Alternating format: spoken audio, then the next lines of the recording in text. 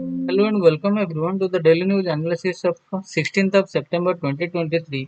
आज की important article पहले देख लेते हैं। तो पेज नंबर 1 का जो आर्टिकल है, goods trade deficit hits a 10 month high, Nipah cases rise to 6 in Kozhikode, government notifies benches of GST appellate tribunal. ये 3 पेज नंबर 1 में मिल जाएगा। One day to mark democracy, millions come together to read preamble, misplaced mystery. Then in diverse India, name change demands consensus. Then a GM crop decision that caused the mustard. Nipah puts Kerala under siege again. Editors Guild of India has right to free speech, says CJI. Then wrong to think only fancy cases reach constitution benches, says CJI. Then next जो है, India seeks Australia's help in battle against Nipah virus. Then next है, जल जीवन mission remains a pipe dream. Wrong to assess economic activity on GDP alone, according to Finance Minister. Indian space startups say funding is the topmost challenge. Then last का जो article है, exempting millets from GST can lift affordability, boosting consumption. ये page number 12 का article है। तो one by one देख लेते हैं। पहला जो है, goods trade deficit hits a 10 month high. The trade deficit in August was 24.16 billion, almost 17% wider than July's $20.67 billion gap. Goods exports shrank for the 7th month in a row. India's foreign trade hit a fresh thaw in August, with goods exports shrinking for the 7th successive month. Services export estimated to have dropped for the first time in well over a year, and the goods trade deficit hitting a 10-month high. The extent of decline in outbound shipment eased to 6.86% in August from double-digit contractions in recent months to hit a 3-month high worth $34.5 billion. Services exports, after growing at a sharp 26.7% rate in 2022-23, were reckoned to have shrunk 0.4% in August to $26.39 billion, stoking fears about a widening current account deficit in this chapter. The mechanism import bill for the August dropped 5.23% year-on-year to $58.64 billion, but was 10.85% higher than July's $52.9 billion import tally, lifting the goods trade deficit for August to $24.16 billion, just 2.8% below the August 2022 numbers and almost 17% over July's $20.67 billion gap. Aditi Nagar, chief economist and head of research at ICRA, said that the sharp sequential uptick in imports in August had widened the trade deficit to a 10-month high, with the monthly merchandise trade deficit averaging much higher during July-August vis-a-vis April-June 2023. India's current account deficit is likely to widen in this quarter Q2 from the $10 to $12 billion expected in quarter 1, she cautioned. Oil prices hit exports. Nearly half of the decline in exports this year has been driven by the decline in petroleum prices, top officials said, noting that though export volume of petroleum products were up 6% during April to July, prices were 27% lower than a year ago.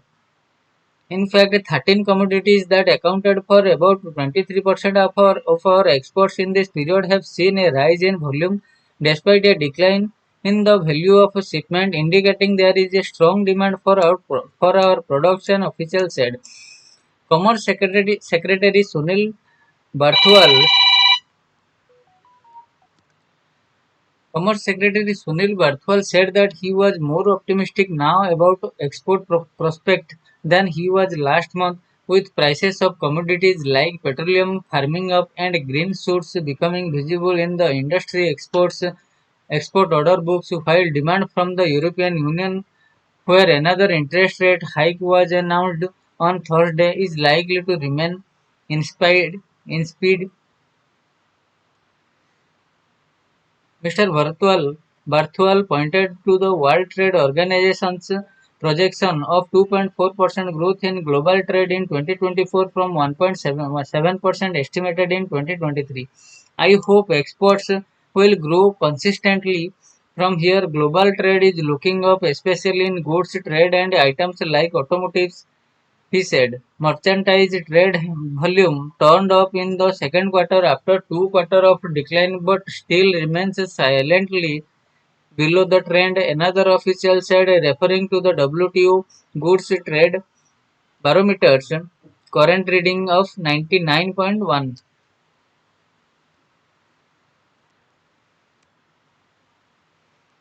Then next जो है Nipah cases rises to 6 in Kozhikode. Nipah cases rise 6 to in Kozhikode. One more person tested positive for Nipah injection in Kozhikode district of Kerala on Friday, taking the total number of infected persons to 6 as efforts continue to trace all those who came in contact with the affected individuals. State Health Minister Veena George said the patient's condition is stable. Currently, there are more than 1,080 names on the contact list of the infected person. Among them, 624 sorry, are in the high risk category, including 327 healthcare workers. Meanwhile, a central team of officials visited Kollad near Kutiyadi in the district where the houses of one of the deceased patients, Muhammad Ali, 47, is located. Muhammad Ali is considered the index case in the current outbreak. The team inspected his house along with the house of one of his relatives and the adjacent farms. They also checked fruit plants on the premises on Friday. Lab test confirmed that Muhammad Ali had been infected with the virus. His body fluid samples could not be sent earlier, and the throat swab stored at a private hospital where he had been admitted was later recovered and sent. The speed of the infection is reported to have happened at this private hospital. The 39-year-old Cherubhanur native who tested positive for the virus on Friday morning had contact with Muhammad Ali when the latter was undergoing treatment there. He had gone to the hospital as a caregiver of another person. The second deceased patient is M. Harish, 40, of Ayancherry, who died on September 11. The other affected persons are Muhammad Ali's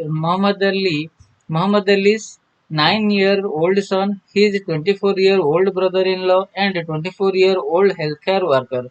Vigil intensified in district. Following the instruction of the health department, intensified efforts are underway in Kozhikode district to trace all those who came in contact with the affected person. A majority of health personnel are busy with collection of details of those who visited hospital in Kozhikode city where the Nipah patients had sought treatment. Support of the police was also be sought for the preparation of an acute list, though voluntary reporting through a special helpline is in progress. Many are still reportedly reluctant to inform authorities. According to health department sources, over 5,600 houses in the contaminated zones have been covered by the squad to check for suspected symptoms to provide effective care for suspected cases. Over 50 intensive care units have been kept ready with the support of private and government hospitals in the district. Apart from secure room facilities, around 20 ventilators are also ready for the critically ill patients. Revenue officials said all villagers in the contaminated zone were found responding positively to preventive steps and cooperating with the implementation of intensified surveillance measures. Then next जो है government notifies 31 benches of GST appellate tribunal. The finance ministry notified the constitution of 31 appellate tribunal across 28 states and 8 union territories for the goods and services tax late on Thursday night, setting the stage to resolve a growing number of taxpayer disputes with the Revenue Department. The establishment of these tribunals envisaged at the time of the implementation of the GST regime from July 1 to 2017 got a final clearance from the GST Council this July and was much awaited by industry players. As of June 30, the number of the pending appeals from taxpayers over the central GST levies have increased sharply to over 14,000.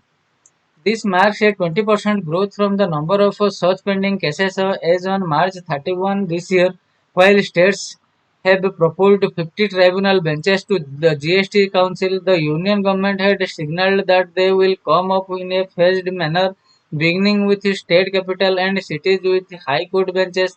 The first set of tribunal will become operational sometimes between this November and January 2024. To start with, Uttar Pradesh will have the highest number of benches of the GST tribunal with 3 benches proposed to be set up across Lucknow, Varanasi, Ghaziabad, Agra, Prayagraj, Karnataka, Rajasthan will have 2 benches each, while Maharashtra and Goa together will have 3 benches to take up the appeals. Tamil Nadu along with Puducherry will have 2 benches as will Gujarat along with the Union and Union territories of Dadra and Nagar Haveli and Daman and Diu.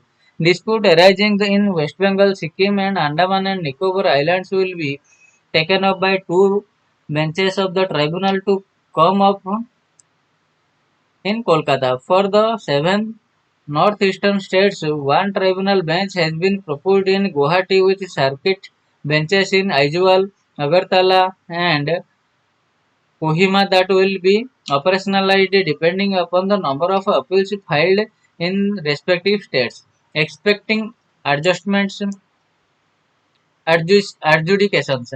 Constitution of GST appellate tribunals will expedite the process of adjudications and provide a tax certainly, especially in recurring litigative issues, said Abhishek A. Rastogi, founder of Rastogi Chambers, who has argued various writ petitions before the High Court in the absence of such a tribunal so far.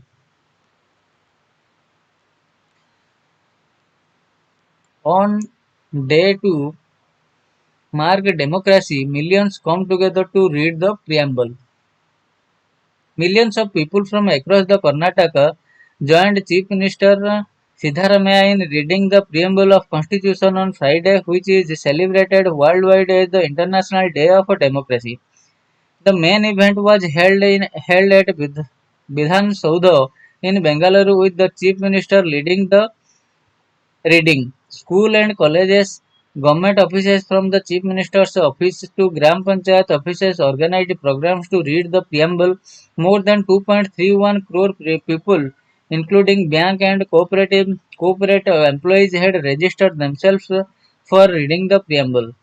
Note of caution: we should be careful about those who oppose the Constitution of India, Mr. Siddharamaiah said, adding that any move towards jeopardizing the constitution would push 90% of Indians back to slavery. He warned against forces that were attempting this. Legislative Council Chairman Basavaraj Purati, Deputy Chief Minister D.K. Shiv Kumar, Social Welfare Minister H.C. Mahadevappa, Home Minister G. Parameswara, other ministers in the Congress government and numerous Government employees and students attended the program at Vidhan Soudha. Leaders paid floral tributes to B.R. Ambedkar, who was the chairman of the drafting committee of the constitution. Mr. Mahadeva, Mr. Mahadevappa said the United Nations declared the day as the International Day of Democracy in 2007. The objective of reading preamble is to create awareness about freedom of women and press, communal harmony, protection of human rights, and dignity of life to all, he said. Then ये editorial का option है misplaced mystery. Special session of parliament could have done with a lot less secrecy around it. The government appears eager to keep some enigma around the first day special session of parliament set to begin from September 8. Opposition parties had a point when they complained that the government did not consult them before calling the special session. As in parliamentary bulletin issued on September 13, only the agenda for the opening day is known. The government has listed the bill that seeks to change the appointment process of Chief Election Commissioner and Election Commissioner, which the opposition is preparing to corner the government on as it gives the ruling party excessive control over the appointment process. The government also proposes holding a debate on parliamentary journey of 75 years starting from the Samvidhan Sabha, achievement, experiences, memories and learnings and an intriguing topic. The listed debate could well be the farewell address to the present Parliament circular building which which was designed by Sir Herbert Baker and Sir Edwin Letwin and inaugurated in January 1927 by Viceroy Lord Irwin as the seat of the Imperial Legislative Council. The new building, which is triangular shape, has been waiting to receive parliamentarians since May 28 when it was inaugurated by Prime Minister Narendra Modi. It was not used during the monsoon session held between July 20 and August 11. No official explanation has been forthcoming on why the session was not held there. Viceroy Irwin had presented the circular building as an emblem of a permanence. The building will be retiring at 96 years, 4 years short of a century. For India's growing population, its parliament needs to be bigger and consequently the building too. But democracy is not about buildings. Parliament, after all, is a place for the opposition to have its say through the government might have its way. The Bharatiya Janata Party has an absolute majority in the Lok Sabha and while it may not have similar numerical strength in Rajya Sabha, it remains the single largest party thanks to allies and sympathetic parties. No government bill has been stalled here for want of a majority. Still, the government evades parliamentary scrutiny and gives no priority to taking the opposition into confidence. The government insists that it is going by the book. A meeting of floor leaders of all parties is being convened on Sunday just 31 hours before the session begins. There is no dialogue between the opposition and the government to enable the smooth functioning of the parliament. Challenges to Article 370 were before Parliament on August 5, 2019 without any notice or consultation. If the opposition parties have needlessly speculated about the agenda and aired their concerns about the special session, the government is partly responsible. In diverse India, name changes name change de- sorry.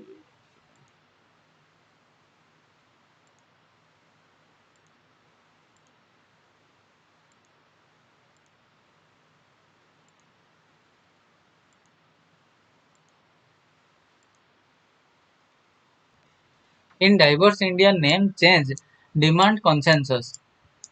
An official invitation sent out by Rashtrapati Bhavan in connection with G20 summit in New Delhi under India's presidency, which carried the nomenclature of President of India as President of Bharat, set off a controversy. 1 second.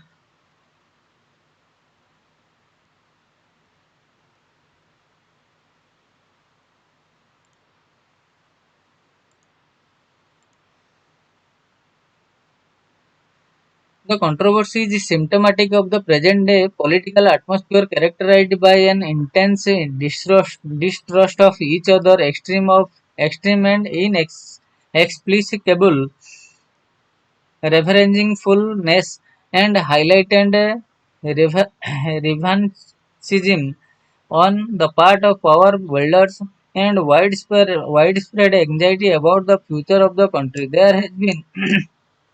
There has been no explanation from official spokesperson of the government for this sudden change.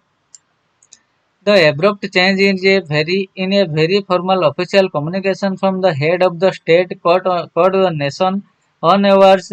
Apologists of the powers that be came out with the proposition that the name of the country is interchangeable as Bharat as is described in Article 1 of the Constitution. Therefore, Bharat can be used in this context. Someone was heard saying that all that is required to change to Bharat is a resolution to that effect in Parliament. In fact, it was even suggested that the special session of Parliament next week would do just that.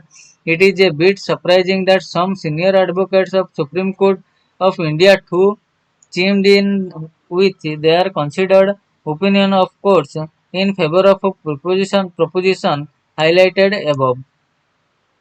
Before the whole issue of changing the name of the country and the manner in which it is being handled are considered, it is necessary to make it clear that Parliament has the absolute power to change the name of the country at any time by amending the Constitution. Article 368 of the Constitution empowers Parliament to amend any provision of the Constitution which includes the name of the country as mentioned in Article 1, but the public has been left aghast by the general cacophony which has left them none wiser as far as the issue is concerned from the constitutional point of view.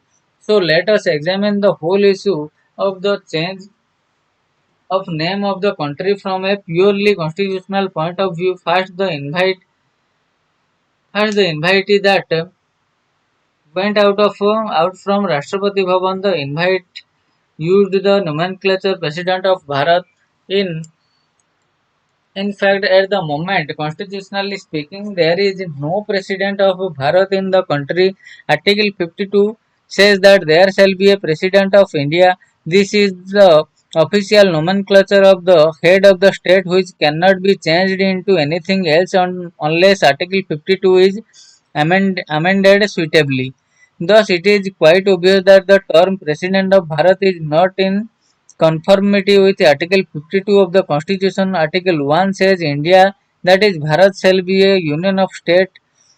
These words by no means signifies that the words India and Bharat are interchangeable and that Bharat can be used in place of India as the official name of the country. As a matter of fact, the word Bharat is not used in any of the articles of the Constitution except in the Hindi version which was published under the authority of a President under Article 394A.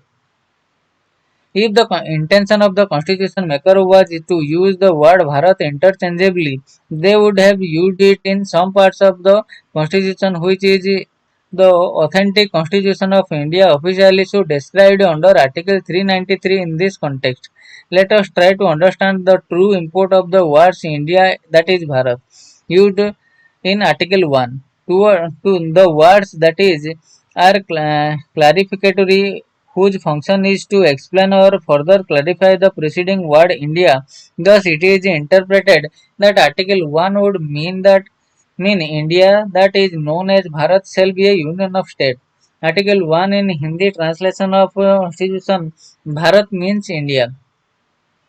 which shows that Bharat is treated as the translation of India. In other words, the word Bharat does not stand as an independent word in the original constitution. It is to be used only in the Hindi translation of the constitution. Further, Article 394A, Clause 2 says the translation of this constitution shall be construed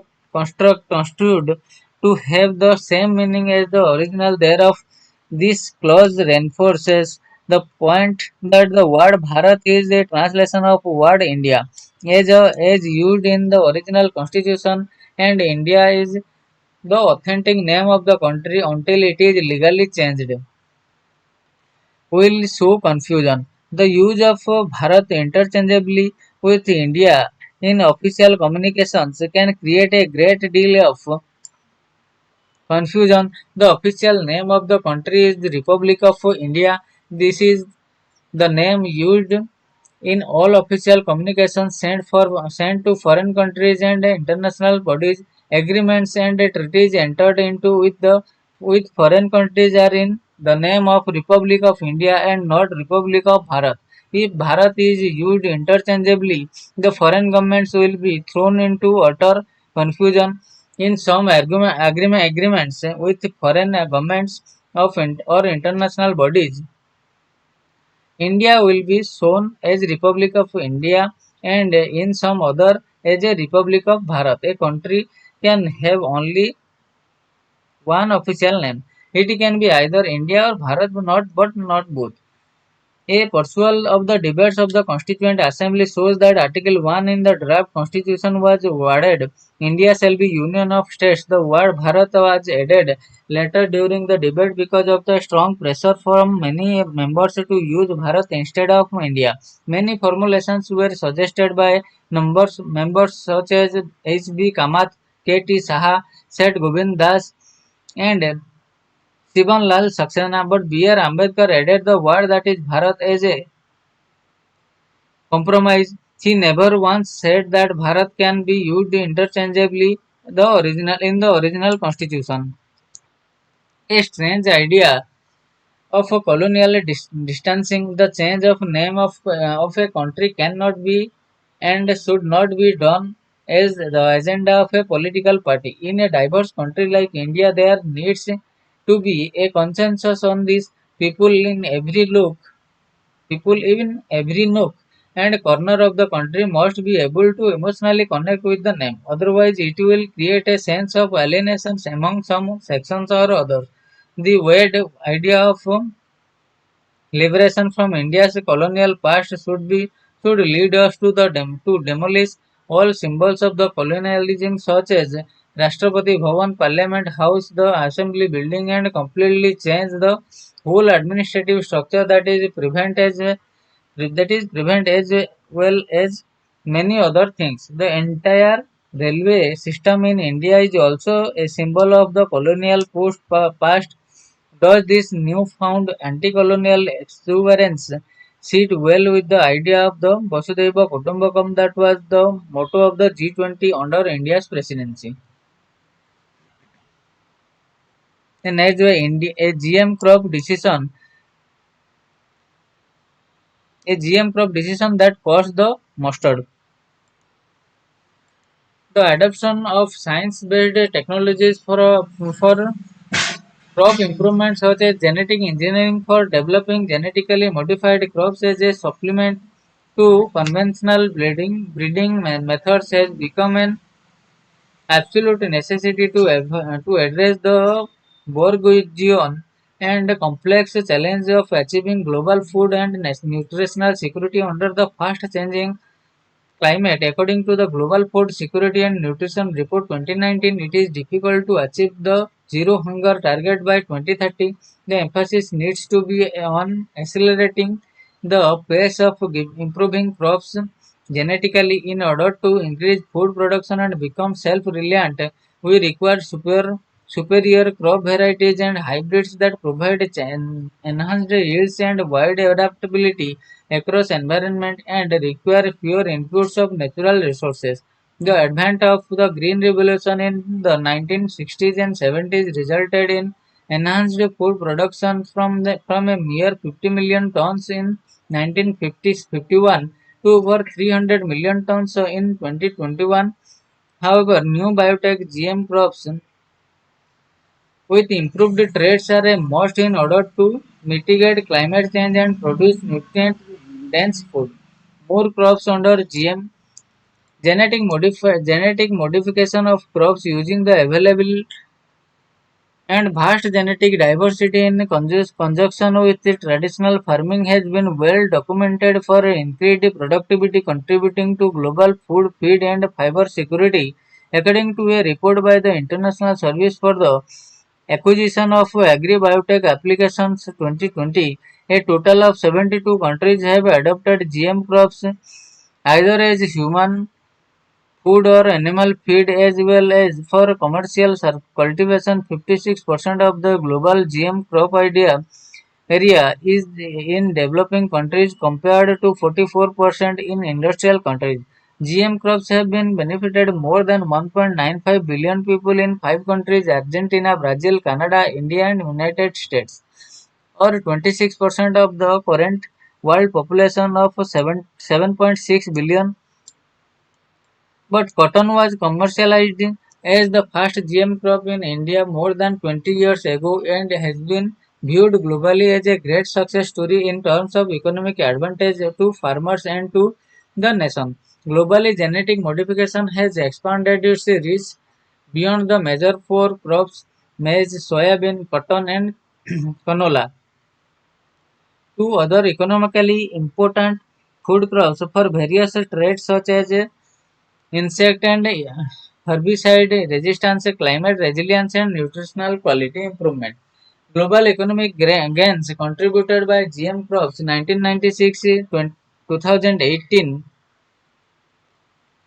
have amounted to $224.9 billion in economic benefits to more than 16 million farmers, 95% of whom are from developing countries. Further, GM food crops since adoption in 1996 globally have been proven for their biosafety for the last 25 years and more. In edible oil deficit, a focus on mustard, India faces a major deficit in edible oils with 60% of its demand being made by imports. Mustard is one of the most important edible oil crops in India.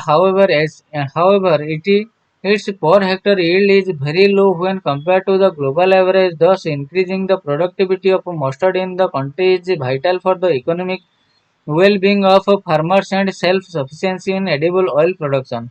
Using genetic engineering, extensive research has been carried out at the Center for Genetic Manipulations of Crop Plants, University of Delhi South Campus, to create a GM mustard hybrid DMH11 with higher vigor and yield.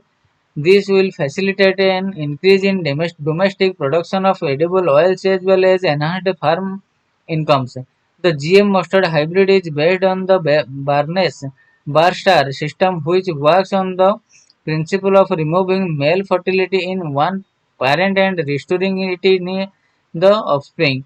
The herbicide tolerance gene has been deployed as a section maker for developing the GM mustard, while the use of herbicide in herbicide-tolerant crops has an advantage in terms of saving soil moisture and nutrients. Beside effective weed control, the herbicide tolerance gene in GM mustard is primarily used for selecting genetically transformed lines, and for hybrid seed production. Adding self-reliance, on October 25, 2022, the Genetic Engineering Appraisal Committee of the Ministry of Environment, Forest and Climate Change, Government of India made a landmark decision of approving the release of DMH11 and its parental line for cultivation. This will help boost the vibrant genetic engineering research sector in the country and enable the generation of new crop varieties with improved traits, as the mustard varieties in India have a very narrow genetic base. The decision by GEAC to allow Barnes Barstar based hybrid production in mustard paves the way for the breeding of mustard hybrid not only for higher yields but also to ensure resistance to disease and improved oil quality. This advancement will benefit farmers by increasing yield per hectare, also leading to an increase in their incomes. The domestic consumption of edible oils is around 25 million tons, while the domestic production of mustard oil was approximately 8.5 million tons in the year 2020-2021. India's edible oil imports were approximately 13 million tons, which touched 1.17 lakh crore in value terms. Cultivation of this GM mustard hybrid developed indigenously could help enhance farmers' income, reduce the oil import burden, and help achieve much needed self-reliance in edible oil production. The environmental release of DMH11 marks the beginning of a new era in the self-reliance and sustainability in agriculture. More improved GM food crops are needed to boost the profitability of Indian farmers. Then NIFA puts under siege again. NIFA puts Kerala under siege again.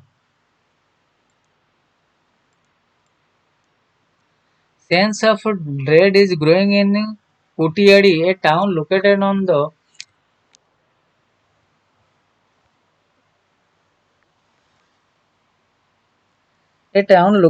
the slope of the Western Ghat in Kozhikode district of Kerala. Most shops are closed. Very few people can be seen on the roads. The mask of the on their faces are reminiscent of a time not too long ago when COVID-19 pandemic gripped the world and earlier when the Nipah virus unknown and exotic crept into Kerala society. No one knew it then, but the crisis began on August 30 when a feverish E. Muhammad Ali 47, a native of Kolad in Muruthunkara Gram Panchayat, not far from Kutiyadi, died at a private hospital in Kozhikode. Hospital authorities declared that he died of pneumonia. Later, Muhammad Ali's young children, brother-in-law aged 24 and a relative who is just 10 months old were all hospitalized with similar symptoms. Then on September 11, alarm bells rang when Mem Harish, 40 of Mangalad in in the Ayancheri Gram Panchayat near Bhadakara died at a private hospital in Kozhikode. Harris had reported the same symptoms as Muhammad Ali, high fever, fatigue, and a respiratory issue. Doctors suspected that he had died of deadly Nipah virus, which has a mortality rate of 40% to 75% according to the World Health Organization. The news of the infection was nothing new for the residents of Kozhikode district, which has seen three outbreaks of Nipah virus so far. The first instance was reported in May-June 2018. Despite the government's best efforts, then the virus infected 23 people and killed 21 of them from Kozhikode and Mallapuram district in June 2019. A lone case was reported from the Ernakulam. The person recovered on August 31, 2021. Muhammad Hasim, 12 of Pajhor village near Chatamangalam in Kozhikode, had seizures. Hasim, the only child of the Wahida and Bhayoli Abu Bakr, tested positive for Nipah and died just just hours later. This is the fourth outbreak in Kerala so far. Two people have died and four are undergoing treatment. A suspicion confirmed this time it was Dr. P. Jyoti Kumar, a general practitioner in Bhadakara, who noticed something as amiss when he was consulting patients at home on the morning of September 11. On the CCTV camera, Dr. Jyoti Kumar saw a patient staggering towards his room. He was visibly tired. His arms were draped over the shoulders of two others. Dr. Jyotikumar recalled the patient. Harish told the doctor that he had been suffering from high fever for 5 days. Harish had sought treatment at a private clinic, a government primary health centers, and at a government hospital in Badakara, but his condition had not improved. We ruled out chances of letosp- leptospirosis, dengue fever, malaria, and even leukemia. The patient's liver function was normal, but I saw that his fingertips were turning blue, said Dr. Jyoti Kumar. Since he was unable to diagnose the patient's condition, Dr. Jyoti Kumar contacted A.S. Anup Kumar, a critical care specialist at a private hospital in Kozhikode, for an opinion. Dr. Kumar was among the first to suspect that the patient who had been admitted to his hospital with unusual symptoms in 2018 had been infected with the Nipah virus. When I told him that this looked like a case of unusual fever with an undiagnosed condition, Dr. Kumar said that a couple of patients with similar symptoms had sought treatment at his hospital as well. Harris was subsequently referred there. Dr. Jyoti Kumar said it was soon established that Harris had visited the hospital where E. Muhammad Ali had died, since his relative had been undergoing treatment there. Late on September 11, after the death of Harris, the office of the state health minister Bina George sent out an alert for Kozhikode district. The body fluid sample of Muhammad Ali were not sent for lab test since there was no suspicion then that he had died of the virus. The samples of Harris and four others in the hospital were flown to the National Institute of Virology, Pune on September 12. The results came that night. George informed an impatient media contingent outside the government guest house in Kozhikode that Muhammad Ali's child, aged 9, and his brother-in-law had tested positive for the virus. So had Harris. There was enough evidence to believe that Muhammad Ali too had been infected by the virus. Muhammad Ali's sample were also sent to lab on September 15. It was confirmed that he had been infected.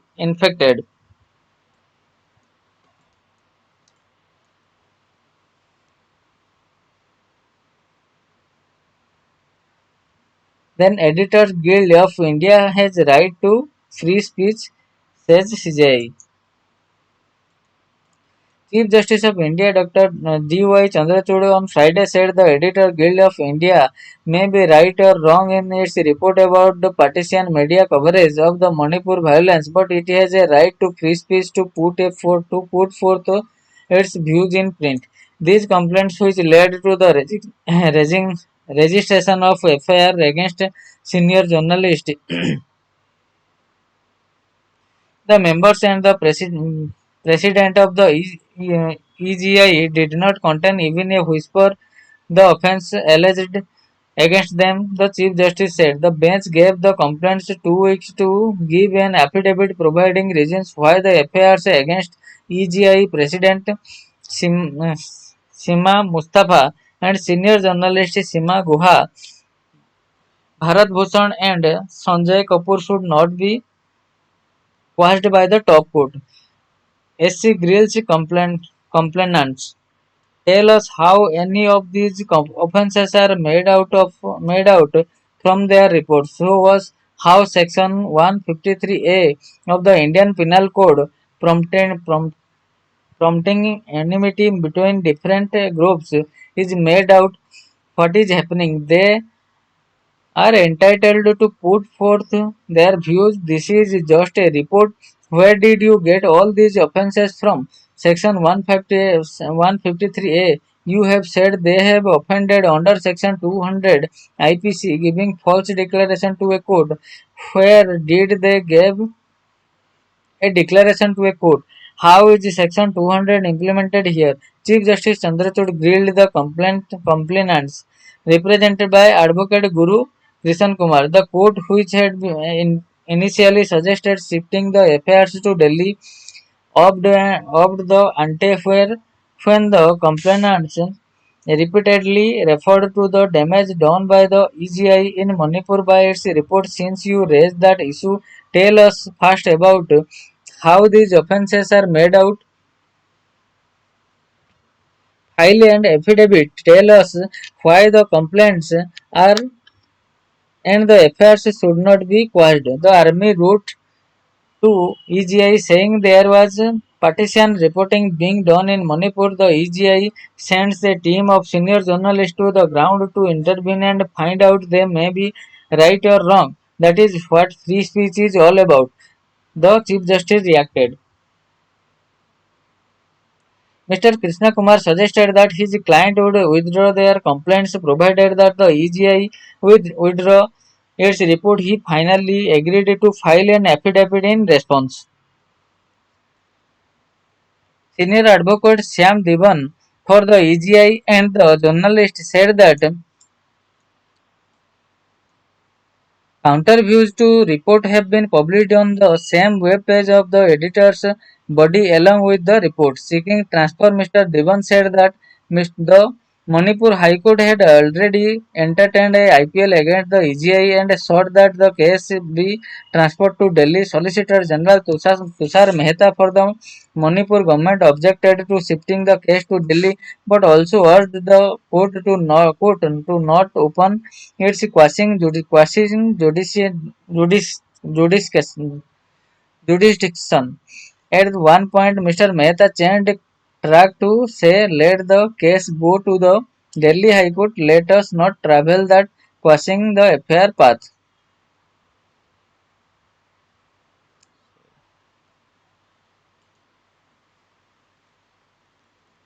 The next day, wrong to think only fancy cases reach constitution benches, says CJI. Chief Justice of India D.Y. Chandrachud on Friday told a lawyer to disabuse his mind of the notion that the Supreme Court constitutes constitution benches to hear fancy matters which have nothing to do with the daily travails of the ordinary people. The Chief Justice said that in cases like the Article 370 abrogation challenge, the court had listened to the voice of the nation with stakeholders from the Valley. Chief Justice Chandrachud pulled up Advocate Matthew Nidumpara for his letter to the top court's Secretary General saying that court was wasting time hearing constitution bench cases and should focus on public interest petition to benefit the common man.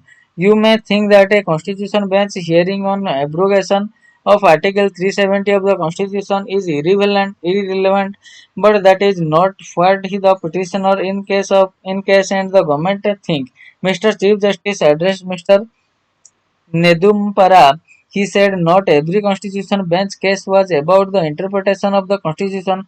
If you had come and sat in our court one day before yesterday, you would have seen us in a constitution bench dealing with a matter that touches upon the livelihood of hundreds of thousands of drivers across the country. This is the issue was whether a person who holds a light motor vehicle can drive a commercial vehicle. So please disabuse your mind that the Supreme Court is only dealing with some fancy constitutional matter which have no bearing on the lives of ordinary people. Chief Justice Chandrachud told the lawyer. Mr. Nedumpara said he was not against the court hearing constitution bench matters, but his objection was to the court hearing issues of public policy without hearing the public. Even there you are wrong. In Article 370 case, we had groups of individuals interveners on both sides who came and addressed us from the valley. We have we have been hearing the voice of the nation. In that case, Chief Justice Chandrachud said. India seeks Australia's help to in battle against Nipah virus. It has a short monoclonal antibody dosage from the country. ICMR chief says there is no authorized treatment for the disease and only phase 1 trial for the antibody have been completed. The next जो है जल जीवन mission remained a pipe dream. In Mehbooba district of Uttar Pradesh, which has been a dramatic spike in official tap water connection under the central scheme, residents say they only have pipes, not taps, and there is only often no actual supply of water flowing through them. Officials say the shortcomings will be rectified by November. Then wrong to access economic activity on GDP alone. According to Finance Minister, Indian space startups say funding is the topmost challenge. Funding is the topmost challenge. Then last जो है exempting millets from GST can lift affordability, boosting consumption. With millets said to play a crucial role in India's nutritional and food security, stakeholders in Nutri-Cereal are looking at a sustaining efforts to promote the cereals in a big way. Bharat Biotech chairman Krisa Ella raised the issue of exempting millet products from GST to boost consumption. This was the general theme of the NABARD Business Line Millet Conclave 2023 held here, which saw experts calling for measures to incentivize farmers to grow millets. Highlights also included raising consumer awareness on affordability, leveraging social media to lift exports. NABARD chairman Saji K.V. said India's target was to produce 45 million tons of millets by 2030 from the 70 million ton. Now, India accounts for 41% of global millet production. Millets have a crucial role to play in nutritional security of the country, Mr. Sahaji added. Himanshu Pathak, DG Indian Council of Agricultural Research, said millets had lost scene with the production of more rice and wheat. After the Green Revolution, global millets output was about 10 million tons from almost 80 million hectares of land. APEDA chairman Abhishek Dev said India was aiming at shipping $100 million,